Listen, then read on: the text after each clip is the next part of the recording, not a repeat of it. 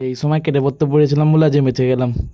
যেমন কি দেখতে পাচ্ছ আমার সামনেই এখানে টিটি কাকু দাঁড়িয়ে আছে। টিটি কাকু সামনের লোকটাকে বলছে এই টিকিট বার কর তাড়াতাড়ি। যে কাকু আমার মাথায় এত বড় বোঝা, আমি টিকিটটা কি করে বার করবো? আচ্ছা দাঁড়াও দেখছি। পড়ে গেলে কিন্তু তুমিই ধরবে, আমি কিন্তু কোনো দায় নেই বলে দিচ্ছি। টিকিটটা খুঁজছি কিন্তু টিকিট ঠিক খুঁজে পাচ্ছি না, বুঝলে তো। তোমাকে না আমি কালকে টিকিটটা দিয়ে দেবো, চলবে? কি বললি? কালকে দেবে টিকিট? তোকে এখন ধরেছি, তুই এখন দিবি, কালকে কেন? দাঁড়া আমি ধরছি, তুই বার কর আস্তে আস্তে। দাঁড়ান স্যার, খুঁজছি খুঁজছি স্যার প্লিজ। আমার বাড়িতে বউ বাচ্চা আছে, প্লিজ কিছু করবেন না স্যার প্লিজ। আচ্ছা ঠিক আছে, বার কর তুই।